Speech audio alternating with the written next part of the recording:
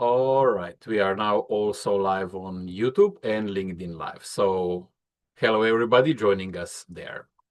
We're just gonna wait one more minute and then we're gonna get started.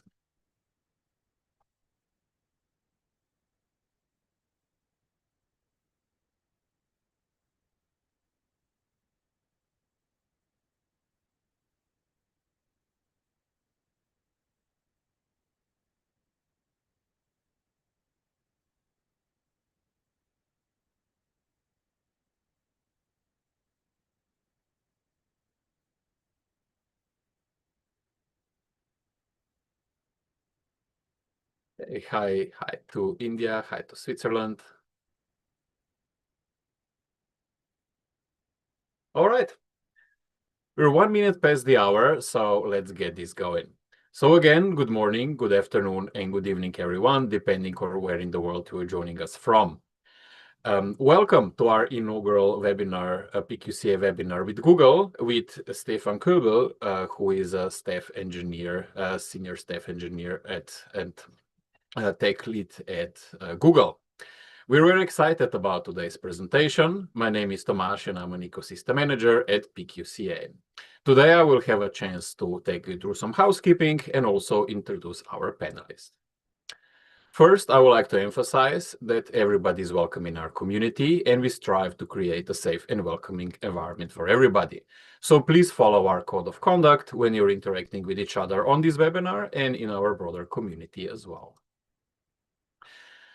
So all of the Linux Foundation webinars are held under the antitrust policy. And I would also encourage you to read our antitrust policy on the Linux Foundation website. This session is being recorded and you will always be able to revisit it on our YouTube channel as well as on our new webinar page, which is linked over here, along with the slides, so you can download them as well. Now, we encourage these sessions to be very interactive, and the more interaction we have, the better experience for everybody. So if you would like to ask a question, please raise your hand and I will unmute you and you can speak up. You're also welcome to use the chat button or the Q&A box, which you can find at the bottom of the screen, to ask your questions to Stefan, and he will get to them. Now, before we begin, I would like to welcome Hart Montgomery, who's an executive director of Post-Quantum Cryptography Alliance, to just say a few words to mark the start of our webinar program. Hart, over to you. Hi, thank you for the introduction, Tomasz. As Tomasz said, I'm Hart and I work for the Linux Foundation. I'm super excited that we have Stefan here today to talk to us about important topics in PQ migration, and I'm really looking forward to the start of the webinar series. So thank you very much, Stefan, for talking today. Thank everybody else for attending and listening. And without further ado, let's get started. I'm really looking forward to the talk. So thank you very much again, Stefan, and thank you, Tomasz, for the introduction. Great. Thank you so much, Hart, for the opening remarks. And Stefan, I would like to introduce you, Stefan Kölbl, who's a staff engineer and tech lead manager at Google, who's going to be talking about the PQC migration. And Stefan, over to you. Yeah, thank you, Tomasz. And I'm very excited to, do I need to share the slides again? Yes, now you can share the slides. Yeah.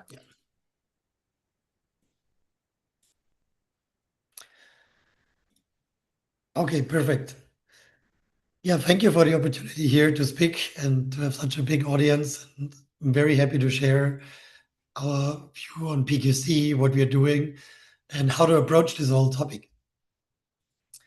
And yeah, I've been working in this area now for like 10 years and 6 years at Google in the applied crypto team. And we define the strategy for Google and help teams to migrate to PQC. So I think we have a lot of interesting things to share today. So what we want to cover here is really like give you an overview of how do we think about, when will there be a cryptographically relevant quantum computer? How urgent is this transition? But also where should you start as an organization? What should you prioritize? And also some learnings which we noticed from our own PQC migration.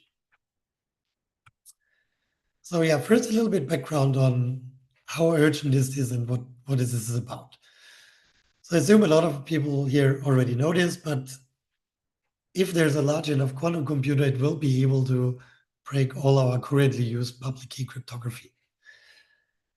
The big issue here is, yeah, while this is a fact that a large enough quantum computer can break our public key cryptography, there's a lot of uncertainty around the timelines. So we know the threat is real, we don't know exactly when it will arrive. And it's very challenging to predict.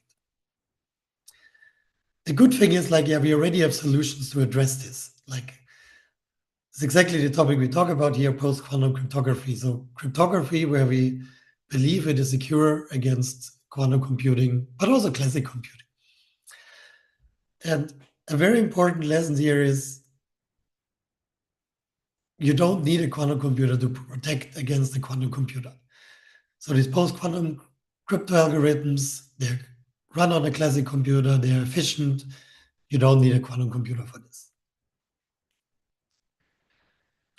Now, yeah, the big question I think everyone in this field always gets is, yeah, but when will there be a cryptographically relevant quantum computer? Will this ever happen? Will this happen in 20 years, 10 years, 5 years? And I really like this survey run by the Risk Institute. So they do this since a couple of years, where they ask experts in the area of quantum computing, both from academia, but also industry. And they ask, it's a very long survey with a lot of questions, but I think what we care here mostly about is when do we get a quantum computer which is powerful enough to break, for instance, RSA 2048. And the survey is run every year, and people give here like their confidence. How likely do they think this is that it will happen in 2030, 2035, 2040? And this has been fairly stable. So here you see the survey from 22, 23, 24, and 25. And just recently they published the results from 25. And you can see there's quite an uptick in the 2035 window. So a lot more people in this community are confident that we might see this happening in the 2035 timeline. And even on a 2030 timeline, it's like I think between 5 and 10% of people think this might happen.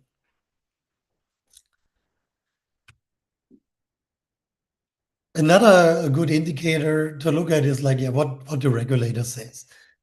And so I summarized here like the security agencies like NSA, but also NIST or the EU give out guidance now on how much time do you have to migrate to PQC, or at which time it is a requirement.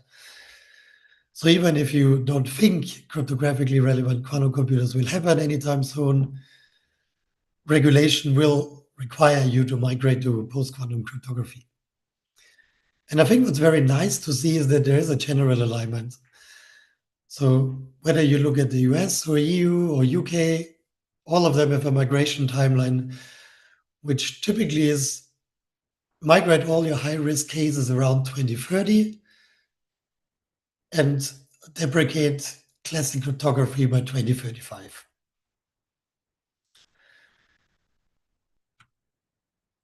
And just recently, so like a month ago, or a little bit less than a month ago, we also announced a new, more aggressive timeline. So we committed that at Google, our goal is now migrate to post-quantum cryptography by 2029. So this includes like both TLS encryption, but also the authentication part. And so this is motivated by mostly two things. First, so we see ourselves as a pioneer in both building a quantum computer, but also on post-quantum cryptography. So I think it's really responsibility for us to like lead by example here and aim for an ambitious timeline. So by doing this, we really hope we provide more clarity for the community and also raise awareness about this urgency. So why do we do this now? Well, we see a lot of progress happening in quantum computing. And it's not only that the hardware gets more powerful, but also the costs for the algorithms themselves keep going down. So we see like improvements on shores. So people come up with more efficient circuits to actually break RSA elliptic curve. We also see better error corrections for different architectures, and the hardware keeps making progress. And this is not only within Google, but also there's a lot of other, like papers coming out reducing resource estimates. So the graph here on the right is taken from a recent paper which showed a very optimized Shor circuit for a neutral atom platform. And this continuous improvement we see both reducing costs and increasing capabilities made us target now a more aggressive timeline with 2029. And also, just last week, Cloudflare also announced that they will aim now for 2029 timeline. So I think a lot of other industry partners share this concern that this might happen sooner.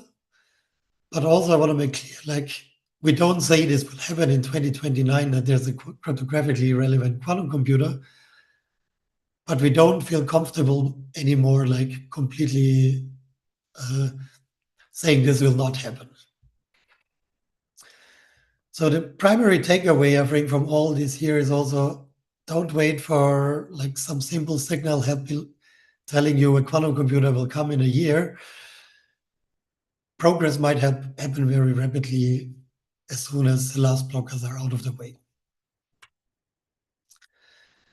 And a big reason also to target these aggressive timelines is we know crypto migration takes a very long time. So my favorite example is because this kind of happened around the time I got interested in cryptography, and that was SHA-1. So I was very interested in cryptanalysis of hash functions, and it kind of got me into cryptography. And then this attacks came out on SHA-1, and this was like in 2006. And the text got improved, but it took a very long time until people started migrating away from SHA-1. In 2017, then researchers from CWI and Google actually demonstrated a practical attack, even though before, I think at least like cryptographer, people were like, yes, you can do this. You spend resources, you can do this, but often it takes like really public demonstration before people really notice, okay, this is very serious. We need to migrate away. And then, so 2006 an attack, 2022, NIST announces SHA-1 has to be gone. I think it's not like 2030. And I'm sure we will still see some SHA-1 usage in hopefully only low-risk applications. But my main point here is just like cryptographic transitions are typically like a marathon and not a sprint. So if you want to migrate to PQC, plan that this will take you a while.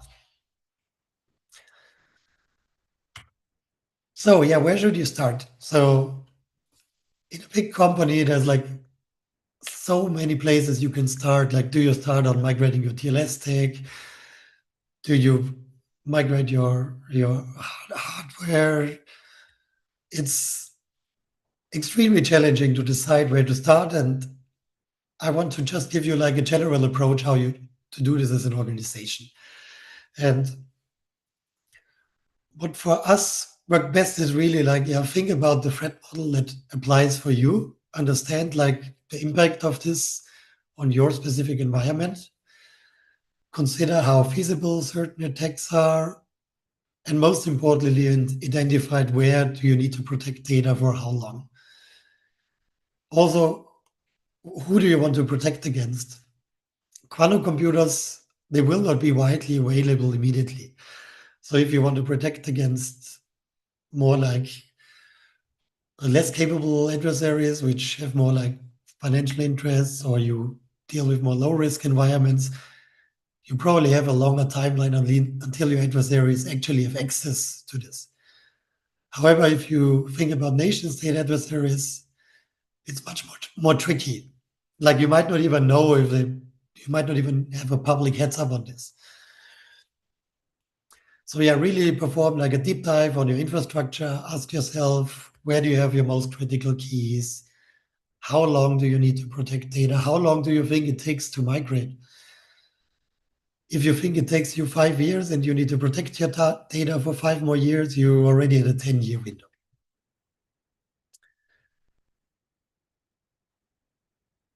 So to give you a bit more practical example on the threat model side, I think it makes sense to look at encryption and authentication as two separate things, because actually there's a quite big asymmetry in how to address or what the threat is, how to address it, and also how challenging it is to address it.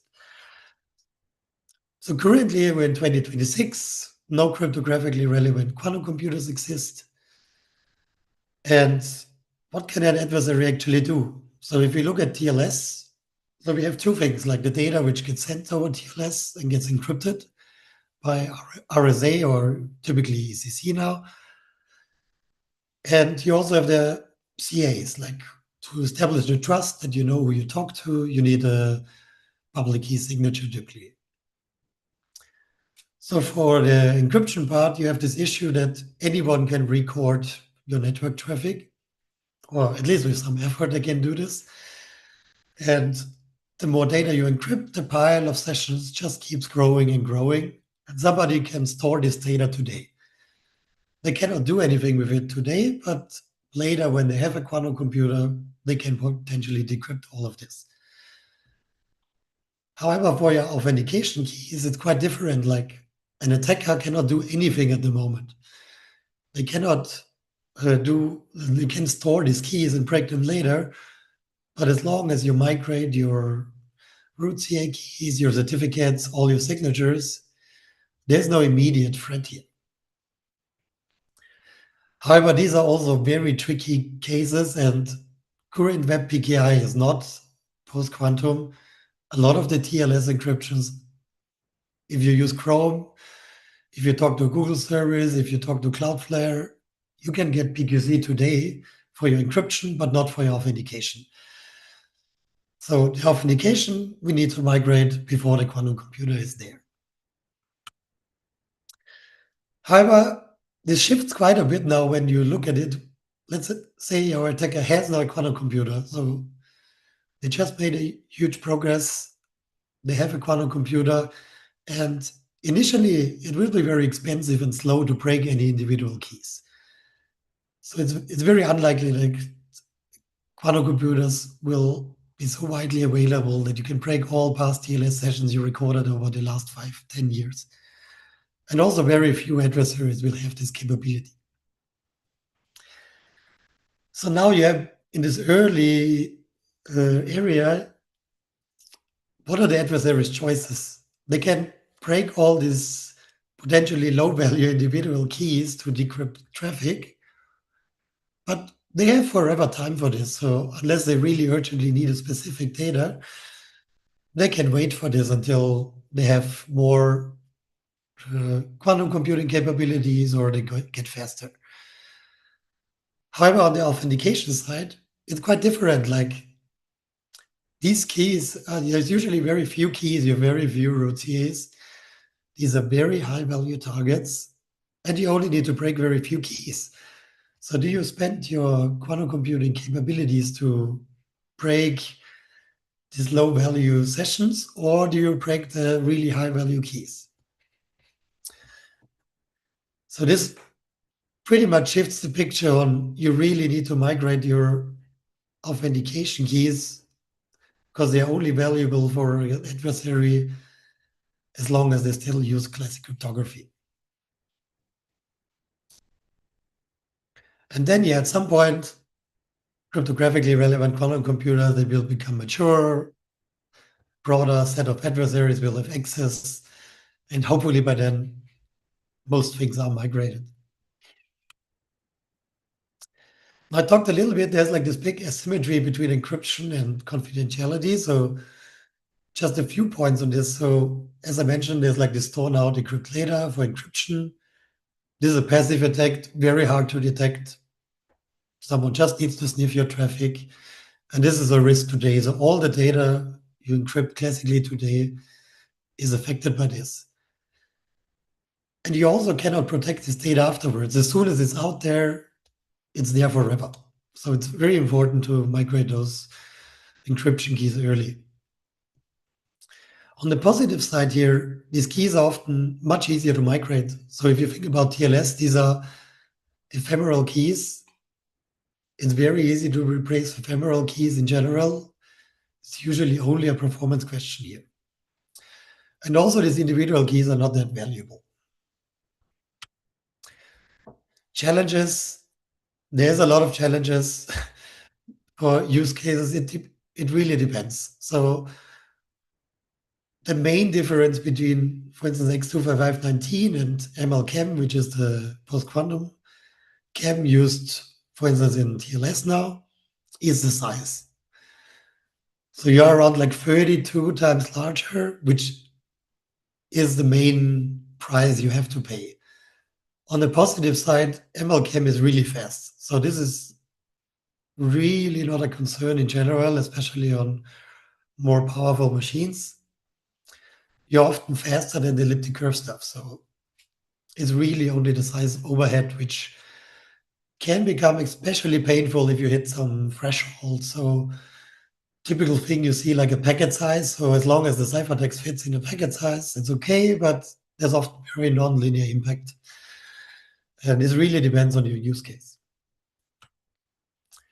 Now for signatures, it's quite different. So these are only vulnerable to active attacks. So someone needs to forge a certificate and present this to a user. So there's also a chance you can detect this, that someone is distributing this forged root of trusts. So you have a better chance to respond to this. However, there's a lot of negatives here, which make it much harder in practice. So we notice like often signature keys are much longer lived. So you have like hardware-baked public keys, which are used, for instance, for secure boot. There's often very complex key management. So we see like the whole PKI is usually a big issue. And in general, revoking trust in public keys is something a lot of architectures really struggle with. I think also a very important point here is with authentication, migrating partially your systems helps very little. So while for encryption, like when you encrypt 50% of your data with PQC now, these parts are protected against an attacker. However, for instance, authentication, this is not the case. Like if I have a system and I migrate 90% of my roots, I trust to PQC, well, an attacker still only needs to attack the other 10% to completely break trust in the system. So you really only need one weak CA here, which you trust, which hasn't migrated, and an attacker can still compromise your system. So you really need to fully migrate to guarantee that there's no trust issue happening anymore. And yeah, the challenges with signature are also a bit worse on the performance side. So especially the size. In the past, I think protocol designers, not only in TLS, have been very deliberate with using signatures, because in elliptic curve signature, a public key only costs like 32 bytes. And now we are in the multiple kilobyte range.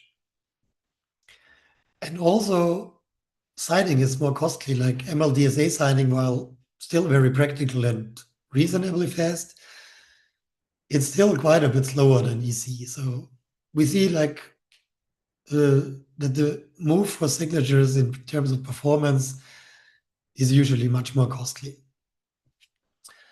And size is one thing, performance, but yeah, you also see this like with stack usage in embedded systems. So challenges around performance are often more pronounced with signatures.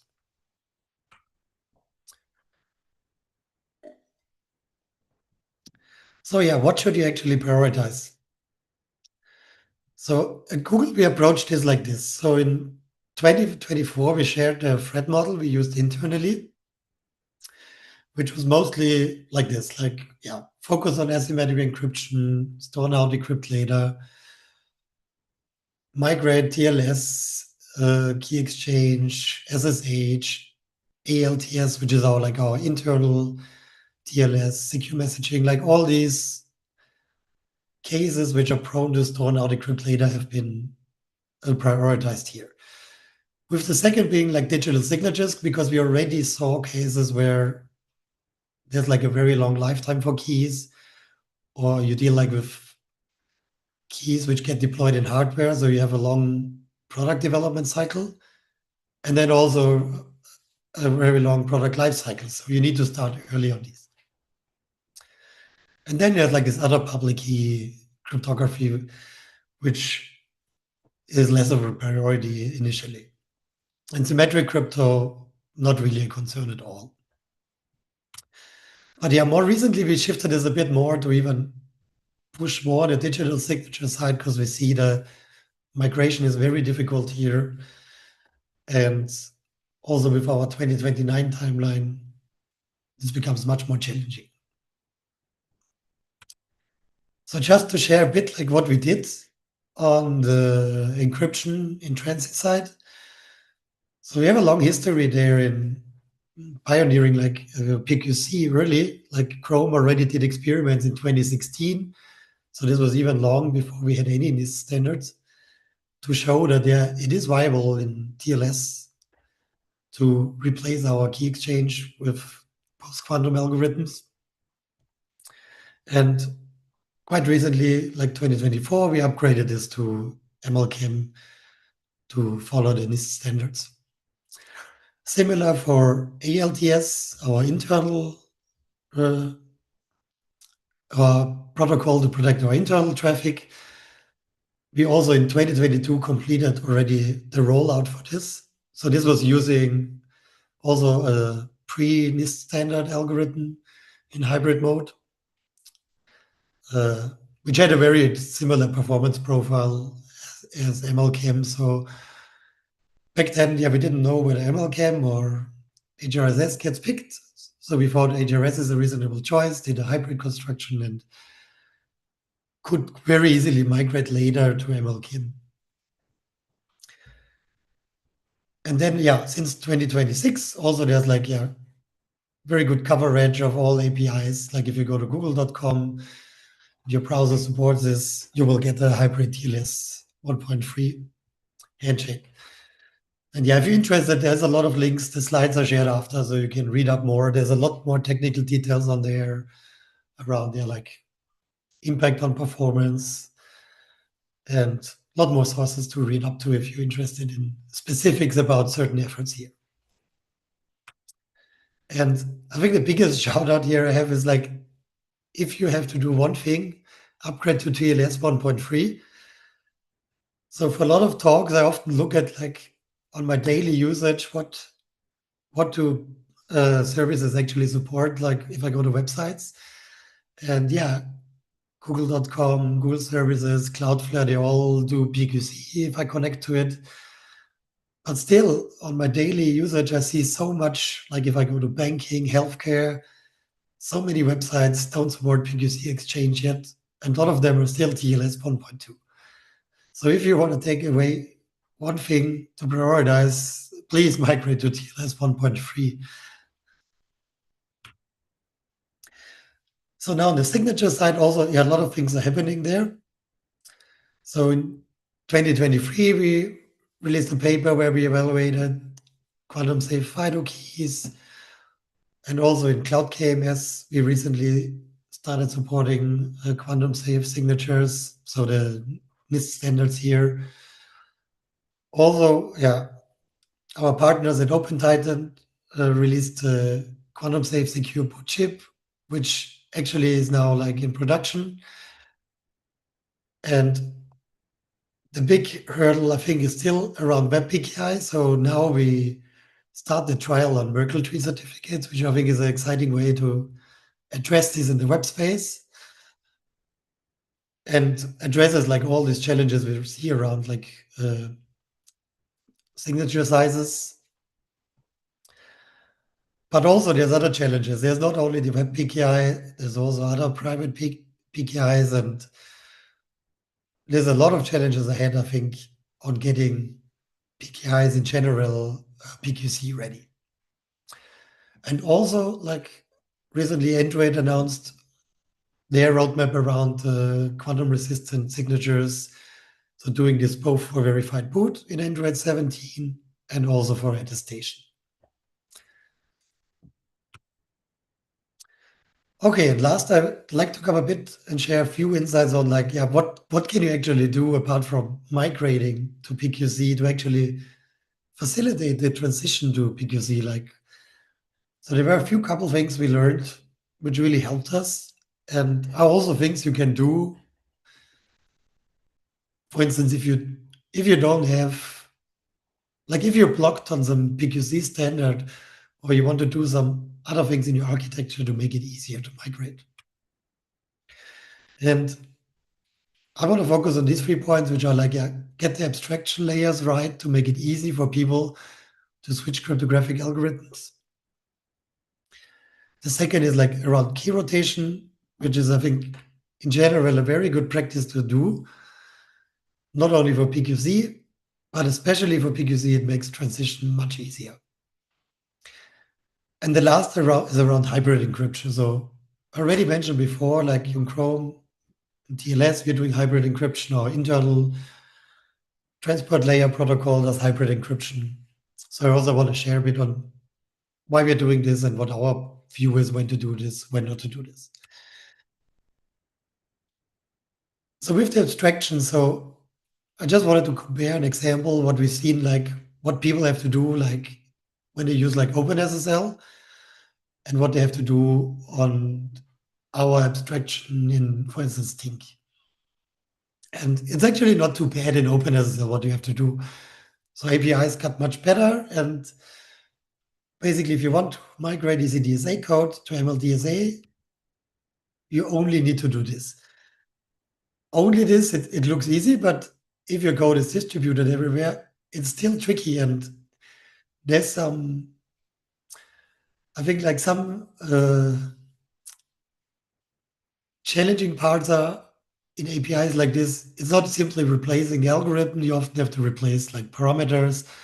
For instance, in the keygen, you can see, okay, for elliptic curves, I had to provide the curve. For MLDSA, you don't do this anymore. Similar, the signing API looks different. So while before I have to provide some EVP hatching object here, you don't do this anymore. So it's not as simple if you have this distributed everywhere. So with APIs like this, it becomes more challenging to manage the migration, even if it looks like a simple code change.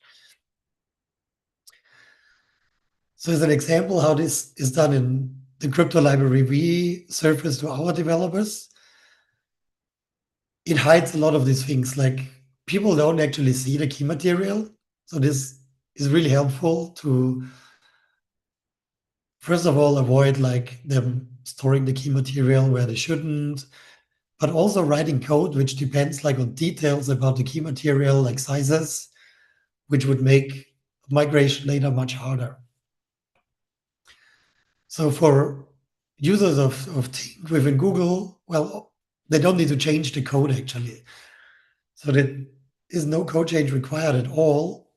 They just need to change the key they fetch from the key management system. And all the complexity about parsing parameters, choosing algorithms in the code is abstracted away here. Now, the second thing which really helped with PQC migration is key rotation. And I cannot emphasize this enough that key rotation is really something which should happen automatically.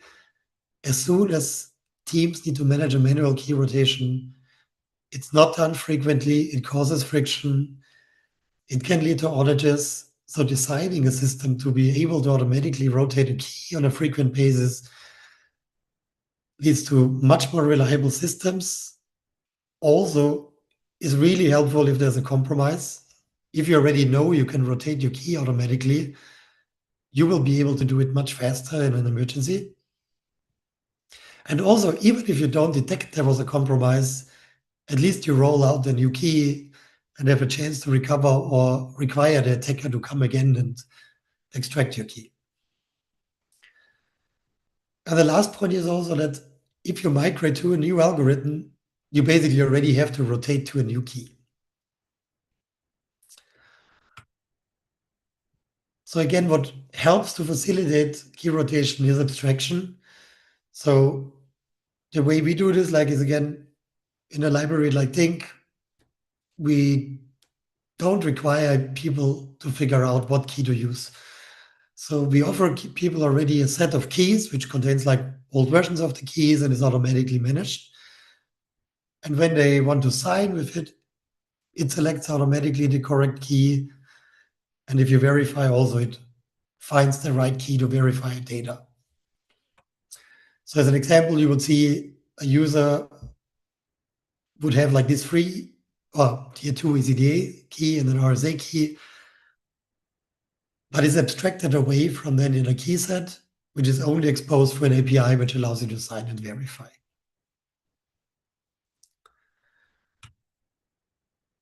So this might look in the beginning like this. The user set up an ECDSA key in the key management system. They fetch this, do some signatures with this, and this happened with what we call here the primary key.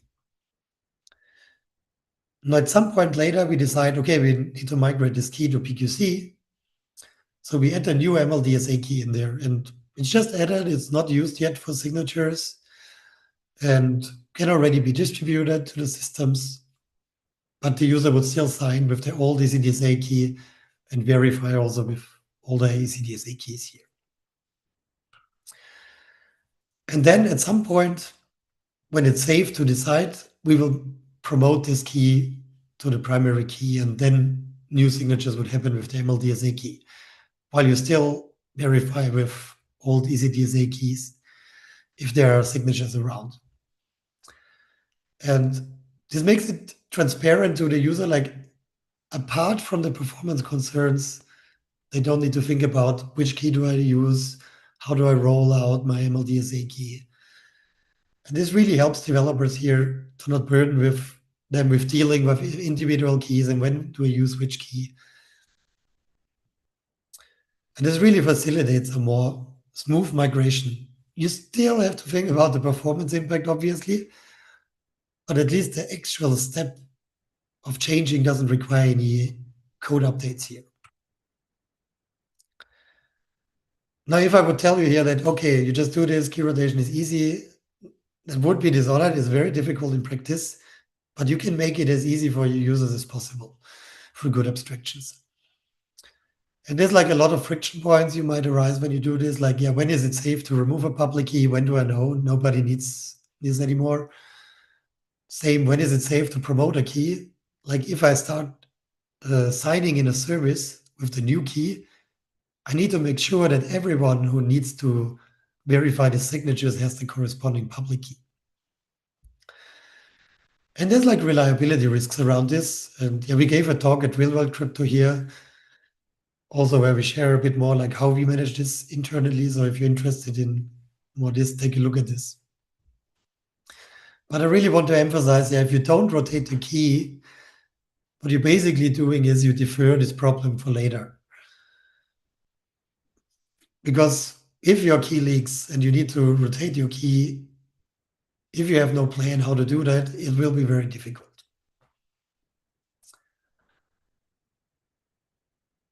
Okay, and last, I wanted to share just a little bit on how the hybrid encryption and also signatures, how our stance on this is. So main idea, if you're not familiar with this, is you can use post-quantum crypto and classic crypto in parallel. So for instance, for encryption, you just derive a shared secret from elliptic curves and you do a key encapsulation with MLChem, and then you throw those both keys in a key derivation and get one shared secret out. And you can do the same thing with signatures. You just sign with both algorithms in parallel and always have to verify both signatures. And the good thing about this is it requires an adversary to break both schemes. So unless both schemes or the implementation of both schemes is flawed, your overall construction stays secure. And these are not very difficult to construct. So it's really just, you can just sign in parallel. You can just use a key derivation. There's a lot of discussion around how to do these things, but it's not a difficult process. And why is everyone doing this? Or not everyone, but why is this such a big recommendation? Well, it really mitigates, first of all, the algorithmic risk, so that this PQC algorithms, I would not say anymore that they're net new. We have them for a decade now. They've been evaluated by the public. We have a confidence in it, but still it's very small costs to mitigate the risk of any algorithmic flaws. And I think even more important than the algorithmic risk is the implementation risk.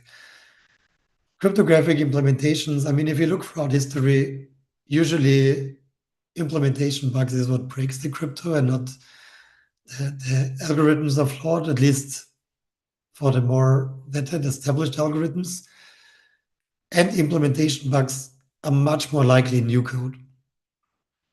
So I think these new algorithms like MLCAM, MLDSA, they are to some extent actually nicer to implement. It's much easier to get them like constant time and stuff, but still the risk I think for implementation bugs in this new cryptographic implementation is much higher. So doing the hybrid really can help prevent this. It's also true, like if you do hybrid, you have more code. However, usually for the old elliptic curve, you have like very well-tested code, so it's less of a concern there. And also, yeah, not all adversaries will have access to a cryptographic relevant quantum computer. So even if people say, oh, the classic crypto, it's completely useless when there's a quantum computer, it will protect you for a while probably and give you something. So it's not completely useless. Main disadvantages, yeah, there's a performance overhead. So I think a lot of people discard this because, yeah, the PQC is so large. It's true, the size overhead is negligible. However, the computational cost, it actually depends. So especially because MLCAM is quite fast, you typically pay like, yeah, almost 100% extra cycles if you add elliptic curve, which is, considering how fast it is, not big, but this can still be noticeable in applications. And the second issue is the additional complexity. I really want to emphasize like the hybrids themselves, they're really simple. The main issue with complexity is like, yeah, there's so many ways exist to do this, and there's like no established standards on this. Like in TLS, we at least have a good solution now with the X25519 MLCAM, but there's still like a lot of discussions how to do it with signatures, and that creates a lot of uncertainty on how should we actually do the hybrid. Will there be another new way how people agree on this? And interoperability is a real concern here. And also, yeah, if you have to implement this hybrid from scratch, there's high costs. Like if you build hardware and you have to build new IP for elliptic curves, suddenly this hybrid thing becomes very costly because building new hardware IP for old classic crypto is also not cheap. So yeah, to summarize here, like our current position here is we still like strongly recommend hybrid for your encryption. So all the protocols that we use here, they hybrid by default. And a main reason for this is if something goes wrong on the encryption side, your data is compromised forever. So you cannot take it, you cannot protect your data afterwards. It's the same as a store now decrypt later. If it turns out our MLCAM implementation has a flaw or the key generation was flawed, the data is compromised. For signatures, it's a bit different. So we would still strongly recommend it if your keys are very critical and hard to revoke. And this happens in signature use cases. If you break something in hardware, if your product lives 10 years, using a hybrid is a very reasonable choice there. If the keys are more short-lived, have a low risk, or you can very easily revoke, do a hybrid if you can afford it, but it's not such a strong recommendation anymore. It's also like, if something goes wrong here, and your keys are short-lived or you can revoke them, you can recover from this. It's not great, but there's a way to recover from this. Like you can roll out new keys, you can fix your implementation bugs and establish the trust again. Still, also on the signature side, the overhead is usually much smaller as the PQC signatures are more expensive. So you have to figure out your trade-off here. And last, we do not ever reuse like hybrid keys as a compatibility layer. So really separate the key material. Don't say because I have a hybrid, which can do which just partially ECC extract this ECC signature out. We strongly recommend not doing this. Okay, to summarize, I think the main takeaways are really PQC migration will take time. So start early. Transitions have been slow in the past. The vast infrastructure complexity makes this migration very tricky. It's not just simply patching some crypto libraries. It's a massive task to upgrade PQC on all layers of your stack, like from hardware-backed keys to protocols, libraries, services. It's tricky. And architecting for change, so supporting cryptographic agility is very useful here. If you can seamlessly swap between algorithms, it will be much easier to address any future issues, but also facilitate your immediate migration here. So don't design systems which hard code the algorithms forever. And last, robust key management. It's not so much about PQC here, but it's at the same time very much about PQC. If you have good key management, can rotate your keys, it also makes it much easier to migrate PQC. And good practices around key management often go hand in hand here with facilitating an easier PQC transition. And with this, I'd like to thank you for joining. And if you want to learn more about what we do in the PQC space, we have this page on our cloud resource blog, which includes a lot of the blog posts I mentioned here, but also provides a lot of more details and for very broad audiences.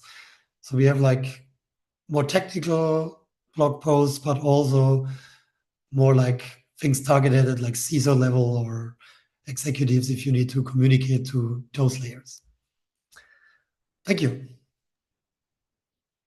Great. Thank you so much, Stefan.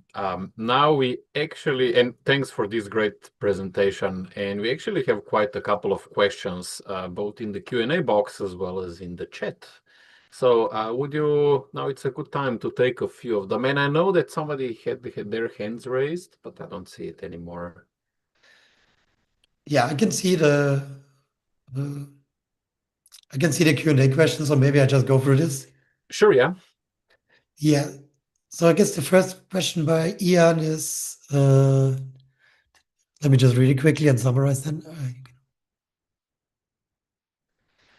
Yes, so the question is basically around additional standards by NIST. Yeah, there's this additional signature competition running, which we probably won't get standards before 2029.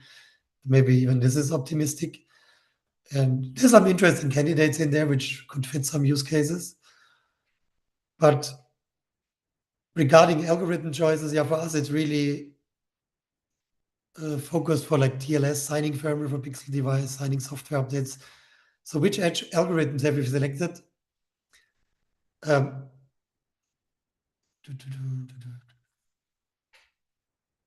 Okay, there's a lot of follow-up questions here. So in general, we recommend MLDSA 65 for most use cases. So there's some use cases. For instance, if you need CNSA 2.0 compliance, then you need to use MLDSA 87. Also, SLHDSA is used for secure boot, the Open Titan example uses that. So in general, we just stick to MLDSA, SLHDSA in certain cases.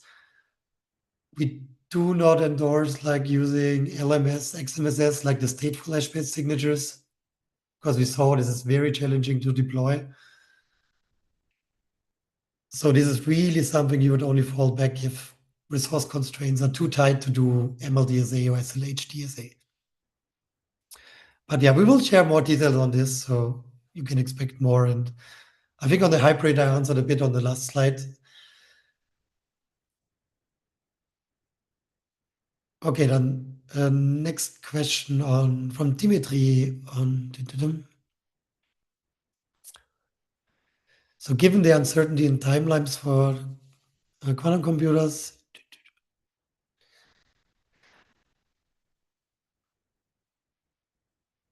okay, see, I think your main question seems to be around that current quantum cryptanalysis doesn't demonstrate scalable real-world breaking capabilities. What is the risk-based justification for investing now? I think the main, so it's true, I think people haven't demonstrated like factoring small numbers with these platforms, which is often brought up as an argument. I think what has become increasingly challenging with this argument, and I also like this argument, but I see it more and more being problematic, is with these platforms, you need like already a fairly large quantum computer to use this efficient error correcting codes. So to demonstrate like factoring a very small RSA instance, you need to build already a very sizable quantum computer to actually implement these current efficient algorithms. The problem is, as soon as you have this, it's a very small step forward to break a real instance. So like really waiting for the signal that someone broke a RSA 100-bit instance is very risky here. And that's why we don't think it makes sense to wait for this to happen anymore. And you need to take into account that the progress here might be very rapid at some point. So, oh, and you have the question also, is it risky betting everything on new primitives? So as I said, I don't think these are that new. We have them now for 10 years evaluated by the public, so we are quite confident in the security of these. And you should still design your system to be able to like migrate. Like maybe later it turns out we have much better options and more efficient options at some point. But I don't think we will see like a complete break of these algorithms happening very quickly. That's at least my intuition here. We might see security degrade over the next decades, but I would be very surprised if we see a complete break of any of the current NIST standards, which gives like a complete practical attack immediately. Then, okay, next question. Ian asked, MLDSA is, or you mentioned that MLDSA is slower than ECC. Oh, sorry, in my benchmark, MLDSA 44 is faster than P256, ED25519, and of course RSA. Maybe you meant SLHDSA. Yeah, actually I meant MLD. We don't use anywhere MLDSA 44 at the moment, so usually we target all MLDSA 65. And at least for signing, we see that it's slower. But also there's like still, I think, opportunities to optimize these implementations we use. So we also notice there's like some gap we can improve. But yeah, the gap is not that big. For RSA, at least what we see, RSA verification is still like really fast. Like there's some, especially in the hardware space, teams like to do this, that you have like this low exponent and then have really fast RSA verification. At least I've seen this also in the past, working as a security consultant, like hardware on embedded systems like RSA verification. Next question. Yeah, how do you account for dependencies? Yeah, this is a very good question and extremely challenging. Not only dependencies, but the whole supply chain. Like, let's for instance say you want to, for instance, you need HSMs to support PQC. So you need to find a vendor which can support PQC in HSMs. But then also, I mean, the hardware itself, which you buy supporting PQC is one thing. You probably also want the whole development cycle from the vendor to be PQC, because otherwise, yeah, they might get compromised and somebody might introduce flaws in this. So it's extremely challenging. You need to make very clear to your vendors what you need on PQC, and communicate that early. That is a strict requirement for you, that from a certain timeline on, you will not acquire any products, take on dependencies which are not PQC. But this is really challenging, yeah. And I think in general, in software, managing your whole dependencies and guaranteeing that this is PQC through and through for all layers is challenging, and probably worth a whole another 1 hour session how to approach this. Okay, then Ian is asking, Filippo recently shared that trying to go with hybrid algorithms for authentication might slow us down and migration even further. Do you agree? I mentioned this a bit on the hybrid slide. Hybrids are very simple. If everyone would have just agreed with just 2 signatures in parallel, we probably would have been in a much better state to do hybrid signatures. But because, and there's sometimes like a very valid reasons to do like different constructions because they give you slightly different properties and make it maybe a bit more robust. This delayed, I think, the community very long in agreeing on how to do the hybrid for signatures. So yes, I think this slowed us down. I think we now have like good composite options in the IETF, but the interoperability and getting everyone to agree now to use the same composite scheme is challenging, and yeah, could potentially slow us down further here. Yeah.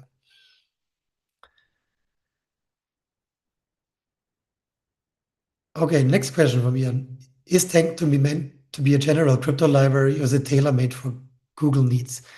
If the first, any project using Tink as their crypto provider. So Tink, yeah, is a general crypto library. So we know other companies are using this as well. We have it available as open source. Is it tailored to Google needs? To some extent, because we need to deal like with thousands of teams using crypto APIs. And I think where it really shines is if you have an integration with your key management system. So Tink also supports like Cloud KMS. So you can do this. You can also write your own integration, which I would strongly recommend. Like if you have your own internal key management system or use a cloud provider not supported by Tink, writing your own integration with your key management system can greatly benefit here. But yeah, at the same time, also it's usually more target for more high-level use. Like if you write like embedded system code, usually Tink is not your solution. Ah, okay, now I see you didn't need your answer for your hybrid signatures. Okay, there's another hybrid, composite hybrid. I guess the question on composite versus hybrid is just a term. So basically it means the same, composite hybrid. I think everyone started using hybrid in the beginning, and now people switch more to composite. I think composite is the better term because hybrid is also used often for like describing combinations of public key crypto with symmetric crypto. So you end up with like these weird constructions where like you have like HPKey, which is like a hybrid encryption thing, which uses internally a hybrid key, which often causes confusion. So, but this is just a different term used.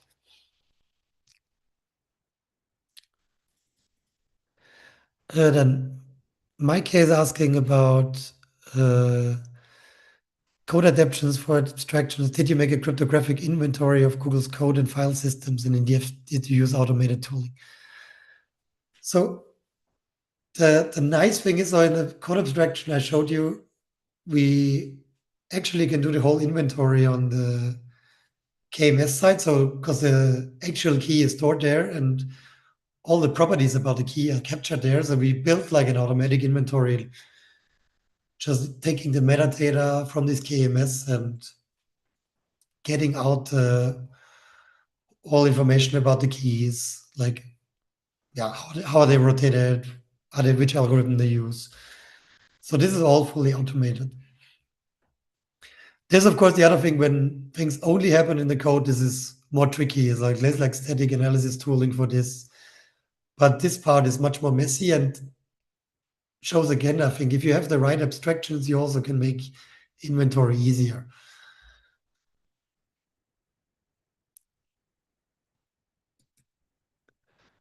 Yeah, there is another question from Mike here on how have you documented your crypto agility best practices and how do you enforce them in your organization? So we have a blog post on crypto agility. So both one on the bug hunters, which explains a bit how our crypto agility is really mostly centered around key rotation. And we also have another more high-level blog post targeted at CISOs about the agility and inventory part. So I would recommend to read that. How do we enforce that? So we have like cryptographic policies which we enforce across the organizations. For instance, for new keys, you cannot set them up without key rotation, or someone has to look if it's a valid case of not doing key rotation. So we can actually enforce these things and require people there like to rotate the key regularly here. Just as one example for enforcing a cryptographic policy. And yeah, the KMS and libraries facilitate this, that the key rotation happens transparently then. Okay, last question here regarding random number generation. Yes, so you can, so for random number generators, you can use your traditional algorithms because it's usually just symmetric key algorithms which take in the entropy and derive more keys. So there is no change here really. I think nobody uses really any RNGs based on public key crypto. And I guess the only infamous example is dualism, which I don't know if anyone analyzed it. I mean, it's anyway problematic, so nobody will use it. But yeah, in general, for random number generation, you don't need to do anything differently. It's using symmetric key crypto, and symmetric key crypto is fine.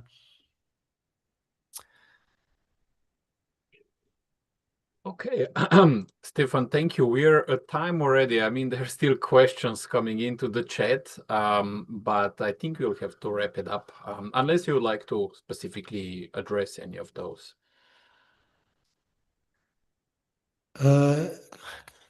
How many questions? Maybe we can do one or two more quickly. Oh, there's a bunch. I don't know where it starts. If you go to the chat and if you scroll up a little bit, you can see if you can do it. I don't know how much time you still have left. It's obviously appreciated.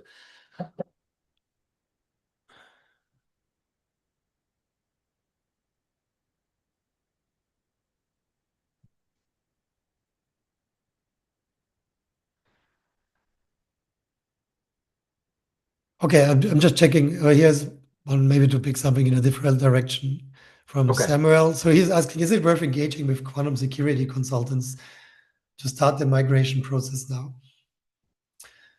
I think absolutely. If you don't have the expertise on this, starting now your migration process and at least understand what you have to do is absolutely crucial. Like, it really depends also how your stack works, like how much of the cryptography do you own yourself? Like, for instance, if you rely heavily on cloud services, then you should more keep an eye out. Do these services support PQC? What is their timeline? Do they have a roadmap to get you there? Ask them the questions. When can they offer you PQC? If you have to manage a lot of stuff yourself, yeah, really try to assess where do you have to migrate, what do you have to do first, where's the biggest risk, and figure out what is a realistic timeline for you to do this. And maybe also the second question, because it's also very different from the, Sam was also asking, where does the conversation sit within organization you're talking to or working with? Governance, with management, board, or security level with CISO? So we really I think we cover pretty much all layers here. Like we talk to the engineering teams who manage other parts in Google, like other crypto libraries or other products. But we also set like the technical roadmap for and work with other partner teams in Google for the whole technical roadmap for all of Alphabet. So the conversations really go on, up to directors, vice presidents. So it's very broad. Like we have to communicate this, to people who know crypto very well, but also to people who have a very good understanding about the general organization and have to provide them with the right arguments why to prioritize these things. Okay, I think we have 5 past, and thank you so much, Stefan, also for taking additional time to answer all of these questions. And thank you so much for this great content shared. If you see the chat, people were also very... thank you for having me. Thanks a lot. People were very happy and about the presentation as well. So thank you so much. And for those of you, I saw that some people had to drop, but for those of you that stayed, just so you know that the whole recording with the slides will be available in our webinar library as well as on our YouTube channel. Now, just before we go, let me just quickly wrap this up. So once again, Stefan, thank you so much for doing this inaugural webinar with PQCA. And thank you, everybody, for joining and for your great questions as well. If you're new to our community, there's many ways of getting involved. So you can subscribe to our mailing list, attend the community meetings, join our Discord channel, connect with us at events, and so on. All of these options are linked within the presentation that you'll be able to download. And of course, you're always welcome to contact us directly as well. One thing that I would like to highlight is our community calendar. You can find the link here, and you can join any of the public meetings. And actually, all of the Technical Advisory Council meetings of the PQCA, as well as the Technical Steering Committee meetings, are open to public. So you're welcome to join us there. So if you just go to this community calendar, there's a Zoom link which you can use, and then you can join these meetings. And finally, if you are a corporation, if you represent an organization, you're welcome to join us. And if you're interested in learning more about that, please get in touch with us. There's an application form linked here. Or if you need more information, you're also welcome to email us. Now, thanks again for watching, and thank you again, Stefan, for this great talk. And hopefully see you all next time at the next webinar. Thank you.